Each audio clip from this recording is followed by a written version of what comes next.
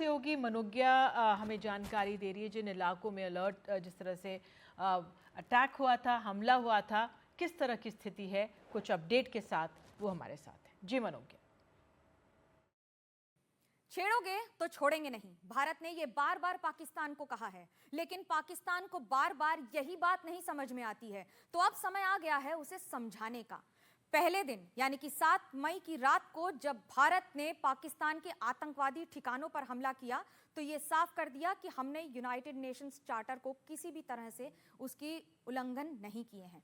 लेकिन पाकिस्तान को ये बात नहीं समझ में आई और उसने भारत के 15 शहरों पर हमला करने की कोशिश की। ये सिविलियन इलाके हैं, इसलिए ये अंतर्राष्ट्रीय स्तर पर पूरी तरह से गलत हैं। भारत ने आतंकवादी संगठनों के ठिकानों पर हमले किए थे, लेकिन पाकिस्तान तो अपनी हरकतों से बाज नहीं आता है। तो भारत ने जवाबी कार्रवाई में क्या किया है, आपको उसकी तस्वीर दिखाते हैं, उसकी वानगी दिखाते हैं। पाकिस्तान के इन शहरों पर भारत ने हमला किया है और बखूबी किया है, जिसमें हमने हार्पी ड्रोन्स का इस्तेमाल किया है, जिसमें हमने S-400 का एयर डिफेंस सिस्टम का अपने शहरों को बचाने के लिए इस्तेमाल किया है। अब आपको उसकी तस्वीर दिखाती हूँ। रावलपिंडी, गुजरांवाला, लाहौर, चोर, चकवाल, अटक, घोटकी, कराची, मियानो। कराची समुद्र के पास पड़ता है, लेकिन ये दोनों रावलपिंडी और उसके साथ लाहौर, इसमें बहुत सारी ऐसी जगह हैं जो आर्मी बेस हैं। भारत को ये बखूबी पता है कि पाकिस्तान ने अगर हमारे शहर पर, शहर का मतलब हमारे नागरिकों पर अगर हमला किया तो हम उसे नहीं छोड़ेंगे।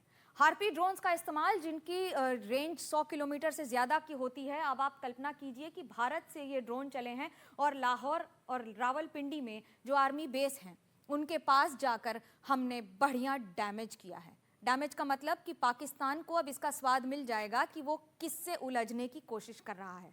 ये पुराना भारत नहीं है जो आप कुछ बोल देंगे तो सुनकर चुप हो जाएगा और फिर इंतजार करेगा कि कोई और आकर इंटरवीन करे, बातचीत करे और फिर हमें समझाए। ऐसा नहीं है। अब भारत को ये पता है S-400 एयर डिफेंस सिस्टम है, इसे सुदर्शन चक्र कहा जाता है। और सुदर्शन चक्र का इस्तेमाल कब हुआ आपको पता है ना? सुदर्शन चक्र का इस्तेमाल हो जाने का मतलब है कि जो भी सामने आएगा वो चकनाचूर हो जाएगा। और ठीक उसी तरह से भारत ने भी किया है। मैं आपको जो तस्वीर दिखा रही हूँ ये इसलिए जानना ज़रूरी है क्योंकि इन सारे शहरों में हमारे पास एविडेंस है कि ये हमले सक्सेसफुल हुए हैं। सक्सेसफुल इसलिए कह रहे हैं क्योंकि वहाँ जो नुकसान हुआ है, रावलपिंडी में तो ये हालत हो गई है कि वहाँ के स्टेडियम से जब धुआं निकला, जब वहाँ पर ड्रोन गिरा और जो नुकसान हुआ है, उसके बाद पाकिस्तान ये नहीं समझ पाया है कि उसे करना क्या है, बोलना क्या है, तो झूठ बोल रहा है। और झूठ पे झूठ ये बोल रहा है कि उसने भारत का नुकसान किया है। आंकड़े नहीं बता पा रहे हैं। खुद वहां के डिफेंस मिनिस्टर से अगर पूछा जाए तो वो विदेशी मीडिया में जाके बात करते हैं और कहते हैं कि मैंने सोशल मीडिया पर देखा है। कल्पना कीजिए उस देश का हाल, उस देश का आलम जिसका डिफेंस मिनिस्टर, जिसका रक्षा मंत्री ये कह रहा है कि मैंने वीडियोस सोशल मीडिया पर देखे हैं। उन्हें ये नहीं पता कि उन्हें कहाँ किसको कितना मारा है। मारा होगा तो पता होगा ना।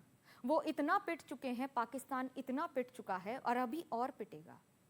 पाकिस्तान को यह ज्ञात रहे कि ये तो अभी झांकी है, अभी बहुत सारे शहर बाकी है। लेकिन जिस तरह से इन सारे इलाकों में गतिविधियां हुई हैं, भारत की फौज, भारत की सेना, भारत का एयरफोर्स और भारत की जो शासन व्यवस्था है वो अब पूरी तरह डिसाइडेड है।